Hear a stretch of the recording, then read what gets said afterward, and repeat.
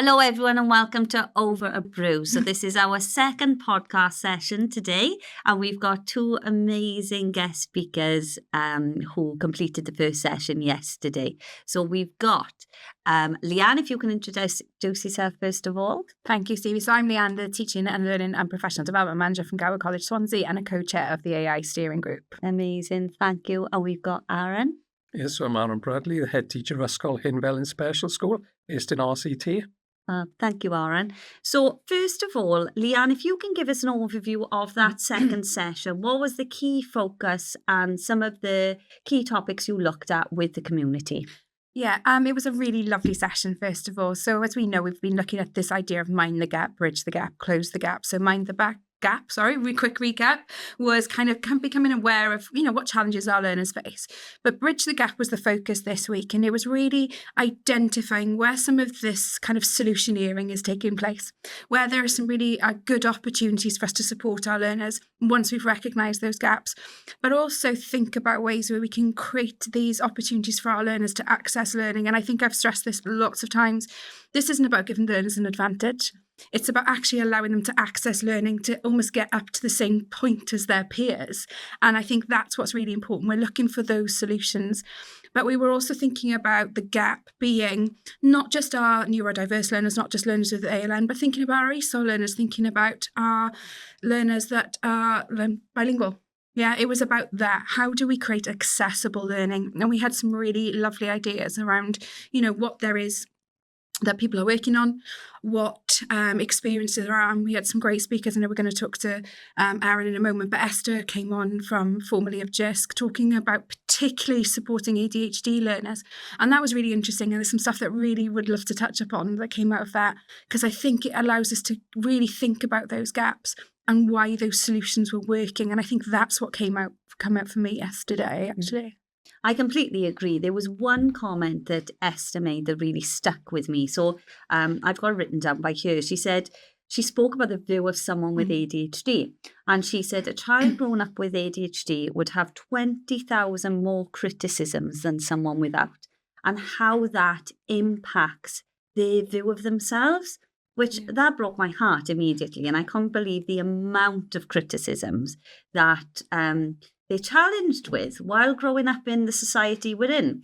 So when we speak about that, what strategies or things we can put in place to support and address those needs for those types of learners with the accessibility arrangements?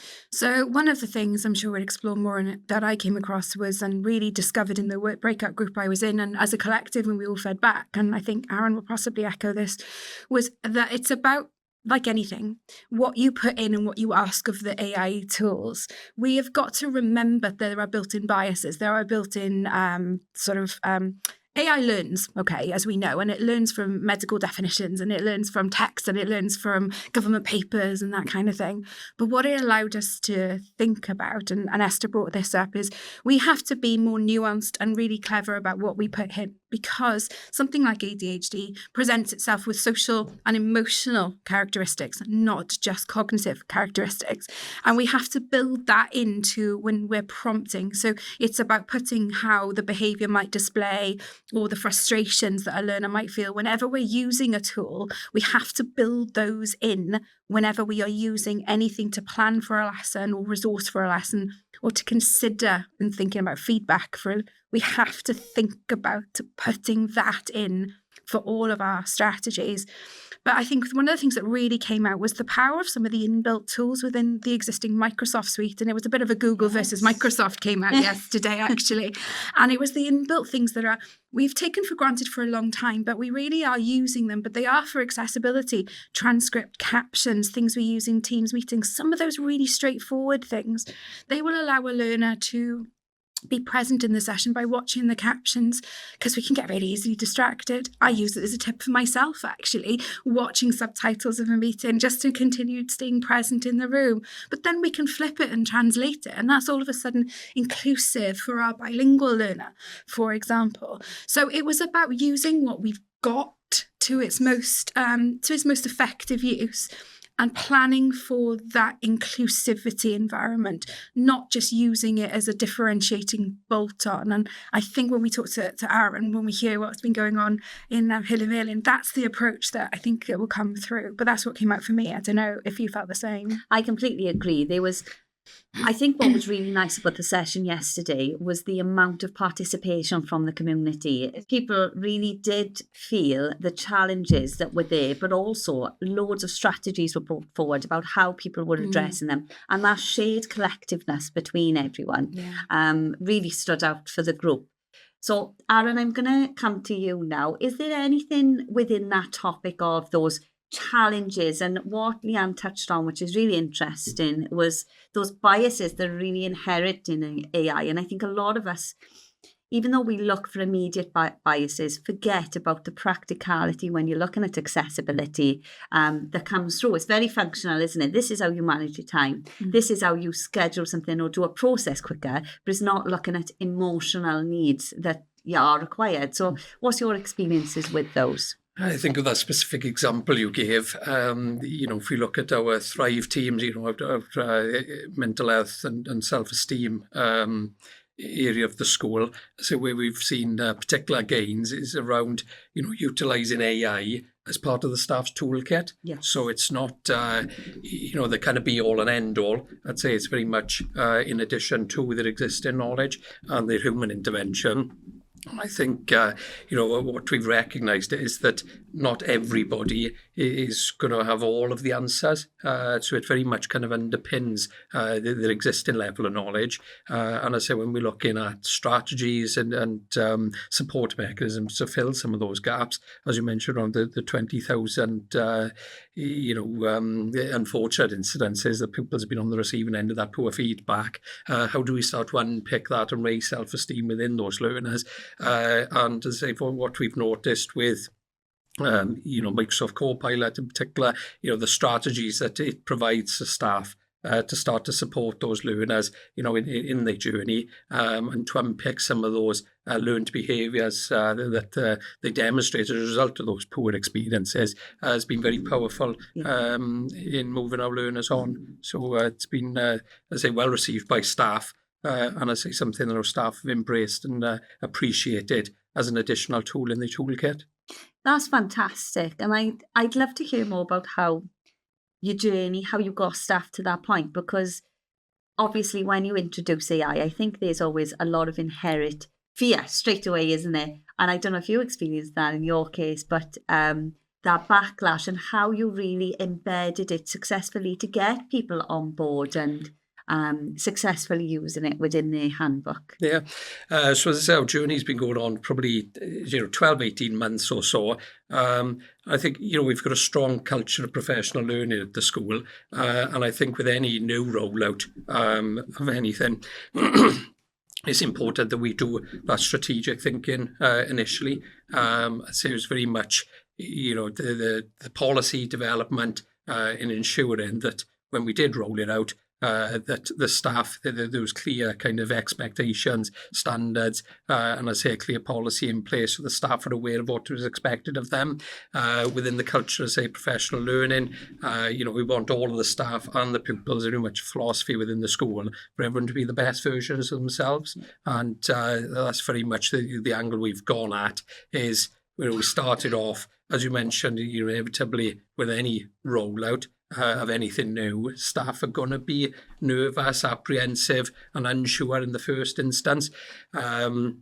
With something with AI, inevitably staff will be at a different starting point. Yeah. So our initial kind of training rollout was around ensuring that there was a baseline and that everybody were on the same page initially, and looking, as I say, the strategy and what platforms were expected for staff to be using to avoid any GDPR implications and so on. Yeah. And then we've made it bespoke as we've gone along that journey. So we're fortunate, we've got a staff of, in excess of 150.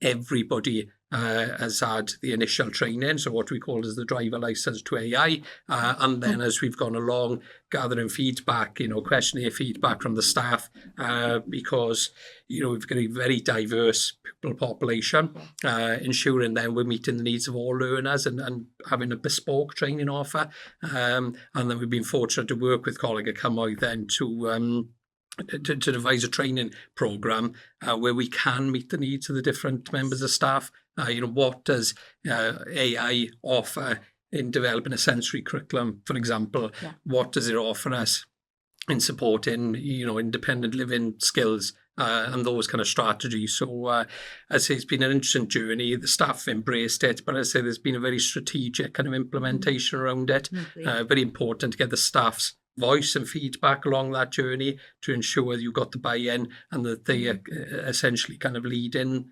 their training needs as we move along. So it's been, I'd say, hugely successful. But what I do appreciate is that, AI is moving along so quickly that training is an ongoing, offer, so that essentially we're always ahead of the curve, not being reactive to those things as we move along. And that's so important. That's something we've learned from the community, isn't it? It's very difficult. I think at the start of AI last year, so not the start, but with our community, of getting ahead of the curve and to stop being reactive. But that's what this is for, isn't it? To work together and avoid that. Leanne, with the community, what sense did you get about the confidence or where people are at with the use of AI and accessibility yesterday? Mixed. I think what was really stood out for me, because we did a bit of a poll and a little bit of a sort of feedback report, and I was having a look at it during the session. What's really important for me is the awareness of what it means to have accessible curriculum. I think we've done some good work there to raise awareness of accessibility. But the confidence level was at around, if you talk about a rating out of 4 being most confident and 1 not confident, we were looking at like 2.5. People are kind of, okay, we know what it is, but I'm not necessarily confident that I know what to do. So your approach, Aron, I think is really important. Something really to think about is having this strategic top-down buy-in approach. And I love that notion of like, it's about empowering that practitioner to be the best version of themselves. And breaking it down to how do you get a sensory curriculum, as you said, or how do you look at this? And I know you look at things like positive behaviour plans and things. I think that's what it is, isn't it? Like everything, we contextualise our lessons and we contextualise our curriculum. We have to contextualise our training for our staff. And I think that's how we will move that confidence on. Because when we popped into our breakouts and we started thinking, we're asking individuals, we had people offering some great, some name check in here. So Sam, for example, Sam Holland was offering what he was doing with his apprentices. So then we were able to feed that back, and then you can see people go, oh yeah, I didn't think about using it for that. I think, and then we had Mary talking about what was going on with the Welsh curriculum and some tools that could be used for that, and then what tool they were using. And then all of a sudden it was like, oh yeah, but we could use that for an Ysgol learner or someone. Then we've got huge refugee intake. I think we have to do what we ask our teachers to do and our lecturers to do. We've got to contextualise our training. And I think that's what I'm picking from you. That's what I've got from the community. And I think that's when the confidence level will come up. But it goes back to lots of things we say. We've got to do this. Share what's working. Share our successes. And I stress this all the time. This is not about being competitive. This is about, this worked for us. Yeah. This is okay. It's not about us being ahead of the curve and being the best college or best school at doing it, because there should be the learners at the centre. It's about, this is what's worked for Aron. This is a brilliant example of our behaviour plans. Or we've done some really nice stuff around turning things into podcasts for learners. This has worked, go and do it, because then all our learners have those opportunities. And that's when we change assessment, and that's when we change all the stuff at the other end that we need to do. I think to improve that confidence level is getting there, but we've got to contextualise all our training and our, and do more of the sharing, I think, to help that confidence level. Absolutely. And staying ahead of the curve. I think one of the groups I was in yesterday, we had quite an in-depth discussion about the level of digital literacy that's needed. And a lot of staff haven't got that high level to be able to recognise prompting strategies to mitigate biases. And the other side of it, we spoke in this field, is the knowledge of neurodiversity and accessibility and strategies in place. that can hinder that knowledge of digital literacy. So, okay, I'm digital literate. I feel I can navigate AI, but I'm not at a high level of knowledge within that realm. So how can I support learners, and where can I learn that other aspect that's needed? And I think that's a big piece of information that's come through from our last 2 sessions, isn't it, Leanne? The first Definitely. one was the big penny drop. What is accessibility? A lot of people discussed that and really got into tune to what it meant, wasn't it? So I think gathering those cases, and they're coming forward more with the understanding of what accessibility is as we're going through the discussions, and the call for people, isn't it, of I want examples and I want practice to move forward with. So, Aron, yesterday you said quite a few really good cases of AI practice that's happened within your organisation. Can you give us 1 or 2 examples? Yes, definitely. Just to pick up on your last point, Yeah. I think that's been surprising to staff along our journey in how accessible the AI is. Yes. And as what I have learned as from the staff profile is that maybe our staff that were maybe, what I would have considered as technophobes initially, have really started to lead the way. And potentially some of the staff that I would expect it to have been, more capable of using it, haven't necessarily progressed as quickly in the first instance. But what we've done to kind of mitigate that then, we've got a strong culture of coaching within the school. Yeah. And then within our kind of line management structure, as you mentioned about staff, then having those coaching conversations about how they can implement AI within the kind of interventions, within the teaching, to kind of enhance the offer, and to make themselves more efficient in those roles. Giving some examples around that, as a way we've seen particular wins, a behaviour specialist, for example, 1 morning a week, she will invite parents into school to discuss some of the challenges at home or in the community. And in those instances, and probably the last kind of 2 or 3 years, that a member of staff, she doesn't know what's coming through the door. And essentially, she's on the back foot. She started with a blank page. So, through those coaching conversations, what we've suggested is that she has some pre-information from the parent. Yeah. She'll then utilise AI to have a number of strategies. So I say they're not starting from that blank page, and I think that's where it's highly effective. Yeah. And then there is a starting point for the discussion with the parents, and the strategies that AI is able to produce. The potential of it appears endless. And I say, regardless of how effective and efficient that member of staff is, regardless of how much experience they got, the AI is always able to provide a different slant on it, and come up with a list of strategies, which kind of enhances, as I say, the conversations and the support we're able to offer for parents. Equally, as I say, we've clearly got a varied staff team as regards to the academic capabilities, the technological capabilities, and a member of staff, and I know I mentioned it yesterday, they were keen to progress in their career, and I suppose they had a self-awareness where their academic capabilities were maybe going to be their main hindrance, whilst the practical knowledge and abilities were exceptional. And what they've done is to embrace AI. They've gone back, resat their GCSEs, and with AI being a kind of support mechanism, now they're going to start the PGC journey and go on to a very successful teaching career. I have no doubt about that. But there's a clear acknowledgement without the AI intervention and support mechanism, that wouldn't have been a career opportunity for them. So it's had huge gains, say personally and professionally for that individual. And I say I'm fortunate to be supporting along that journey, and we look forward to how we kind of progress this in years to come. And I think that's amazing to hear how AI has given someone the opportunity. Like you said, that person is capable, just maybe their written skills isn't as strong, but it doesn't mean that person is going to be an absolutely fantastic teacher. And just aiding that person to get where they need to be is exceptional, isn't it? Well, as I mentioned, it's that extra tool in the toolkit. Yes. And as we talk about bridging the gap, this is very much kind of fill in the gap. And as I said, the staff across various aspects of the school have really embraced it and utilised it for various different means. And it's definitely one of the toolkits in our tool box that we'll be utilising moving forward. Have you got any examples of where the teachers have used AI really effectively to support a learner in a situation?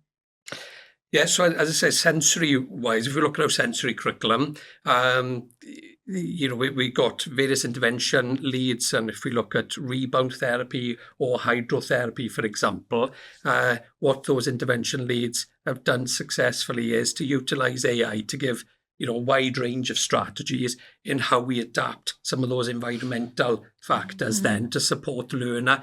So whilst we will use the hydrotherapy pool, for example, as the vehicle or the motivator, when we look at it, then the wider kind of learning element of it and how we utilise, as I say, the strategy is to maximise the pupil's progress in those areas. And it's been highly effective in providing some suggestions, some strategies in how we can manage, the sensory elements of it, which has really had a huge impact, on those provisions and on those learners. Amazing. And I think we're guilty of, I always immediately use AI and think of it as a tool to support with something digital and not thinking of how can it give me something that will support practically for a learner or a staff member. And I think that's what Aron's also touched on and highlighted, and there's a thread that's coming through this, and we saw it with Charlotte as well. Personalised learning. We're personalising learners' journeys with AI. You've also just mentioned the fact that we can use it for all types of learners. You've got an adult returner there. We've got work-based learning apprentices who often come from that non-academic background who are moving into PGC, or we've got people, trade qualifications, vocational qualifications. They're changing what they need to do, changing assessment methods. We need our practitioners to do that, and they become a learner as well. So for me, it's good for every learner, but you've just touched on changing that environment. That is the thing that's conducive to the learning, the task or the activity. We've got to think about that. We spend the time thinking about what resource to develop. It's actually not, it's the environment. And that's the beauty of AI. So it allows us the opportunity to rethink all of our strategies and all of the elements that go into it. And I'm a huge fan of that principle of UDL and UBL, universal design and the universal by design. And I think that's allowing us to do it. It allows us to create these really accessible lessons, not differentiate at the other end by adjusting the colour of a bit of paper. It's building a lesson for everybody at the outset, because that's the bit that's going to give the practitioner confidence and time. That's when you're not going to have learned behaviours displaying themselves, because those behaviours they're not bad behaviours. Every behaviour is communication. Every behaviour is communication. And when you might see it present itself as what we call bad behaviour, it's not. It's frustration or misunderstanding or it's confusion. It's all those things. So let's mitigate those things and create a better learning environment. And that's what AI will do for us. And I think that was really important that you flagged that out for me anyway. Yeah, definitely. Leanne, when we close this session, I just want to discuss with you, was there anything across the group that really appeared with shared practice or collaboration that was apparent when we're looking at bridging that gap and moving forward? There were some nice examples of tools that people have used. And what was really lovely was to hear from the first meeting, people had gone away and used Goblin tools, which is the time management, and you talked about the success of that, and Magic AI, and more people were using that and asking questions. And then people talking about how they were using transcripts and then sharing opportunities for people to use real-time transcription for language and things that came out. But I think what came out was the appetite for collaboration, for more opportunities to go. One of the tools that came out, and I made a note of it because I haven't even heard of it, and I thought I've heard of everything, right? But there's something that came out, and it was Do It Profiler, which helps create contextualized statements and create a learning strategy. So I was like, I haven't heard that. And over the buzz around the room I was in, and then when we went back in, it was like, oh, we could do that. That's what we need to do. We're trying this. This is how it's worked. Yes. Let's all have a go. Let's all share our experiences. This is what we got from it.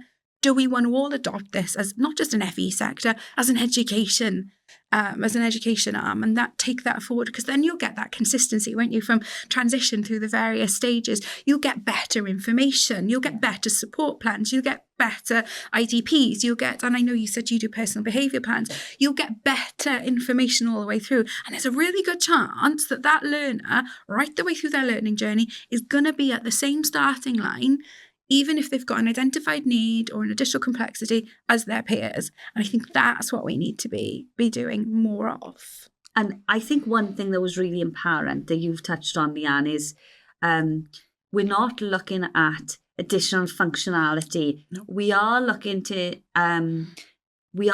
level these learners, and that's one thing really stood out to me. We can enhance, we can support people, but we are trying to bring people to a standard level that they should be for their learning, and they should be even as colleagues or working in these environments.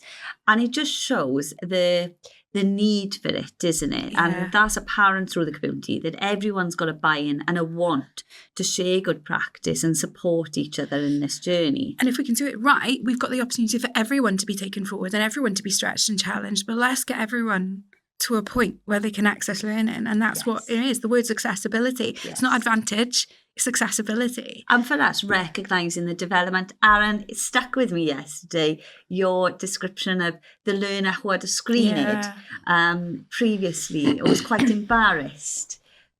Yeah, you talk about accessibility. And I think, as we move forward now, embracing the technology, as I said, my reference yesterday, 20 years ago, where we had a communication aid around somebody's neck, and the self-esteem and lack of confidence, they would often hide it behind a resource cupboard, hoping we wouldn't find it, and rely on other forms of communication, which clearly weren't as effective. So fortunately, the accessibility as regards devices, the sizes, and I suppose my frustration at that point was, it clearly wasn't right that the speech and language therapist would suggest they couldn't take that device home. So that pupil would only have access to communication or a functional form of communication for 6 hours a day. Where as regards that child's human right, that clearly wasn't right. So I think as a society, we've progressed significantly over the last 20 years. I think there's still a significant way to go. And I think AI will enhance that and support those children who are non-verbal or minimally verbal as we move forward. But going back to our initial starting point, I think that society and as a profession, we need to embrace it and acknowledge that it is going to give those children the opportunities and remove the barriers. And I think that's very much the next stage of our journey, upskilling the profession, embracing it, and then reaping the rewards as we move forward. Yeah. Massively. And we spoke about in the last meeting, which links to that, was the barriers with the learner who gets used to these tools. So they may really integrate AI, you may support their learning, and then they go into an exam environment, and it's our call to sort of awarding bodies and places to really review this, and it's all taken away and stripped. And for that learner then, they're at a disadvantage. They're not at that equal playing field. So our knowledge and sharing of what is appropriate use, so not using AI to cheat or plagiarise, but really appropriate use to supporting accessibility in those diverse needs is so important, isn't it? And it's got to go into initial teacher education. And I'd be intrigued to find out just really quickly, if you've got a second, in terms of your staff, do your new staff and newly qualified staff, are they all really for it, or are they actually a little bit because they're in the trained arm and they've just come through this system and they feel it's got to be really rigid and disciplined? Or are they the ones that are embracing it? Because we've got to get this into ITE, because otherwise we're bringing practitioners into a place where they should be incorporating. They're the best people to be planning from this UBL, UDL accessible place. So we've got to push, not just awarding bodies, exam bodies and methodologies for assessment. We've got to push ITE as well. So I don't know, what are your new practitioners like? As regards, I think that there are clearly wider system issues at the moment. If we look at, there is no national strategy as regards training and implementation, which clearly is a sense of frustration for myself. as a kind of system leader. You know, I chair Central South, the regional head teachers group, and we've offered that kind of initial driver license to AI to ensure that no school is left behind as regards the ALN sector. But that's very much done in isolation, and as part of that kind of self-improving system. I say what I would like to see, as I say, is more of a national kind of rollout and strategy. There appears to be a culture of burying people's heads in the sand and hoping that it might go away, which is clearly not going to happen. So as I would like to see something done more on a national level. At the moment, as a school, which sort of can kind of comment on as regards our PL approach to it. All of our staff, as I say, have had that baseline training, and we very much kind of embracing it and are seeing the rewards from it. And I say we would like to help the system on a wider level, and that's very much as a source of frustration for myself, that there's that inequity across the profession at the moment.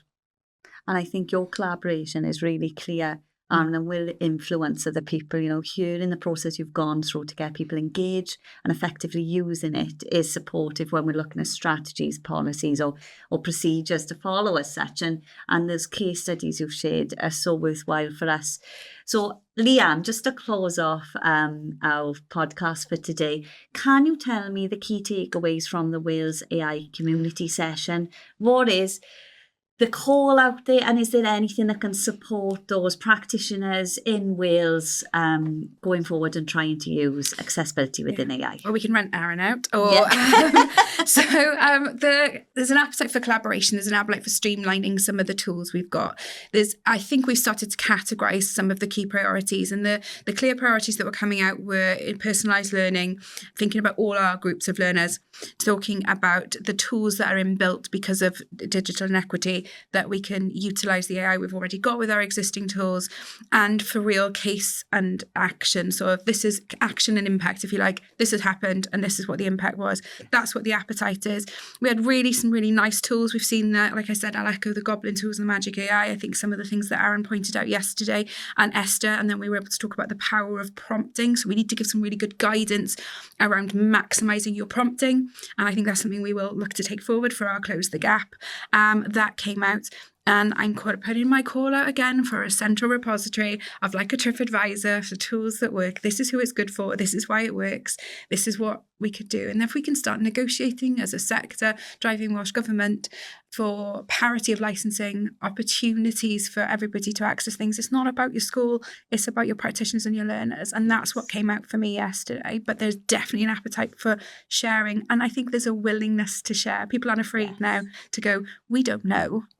Can you help? And I think that's what's come through for me. Absolutely. The amount of tools yesterday that were shared, but what was really apparent to me was the situations they were shared in. So Goblin tools, we keep saying it, was massive amongst the community. The amount of people who tried it since the first session, but in different situations, which for me was really important to be able to share that with my organisations and say, okay, someone used in this situation worked effectively, but not so much in this one.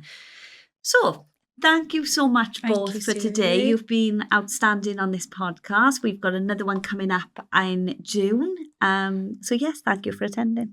Thanks, Siri.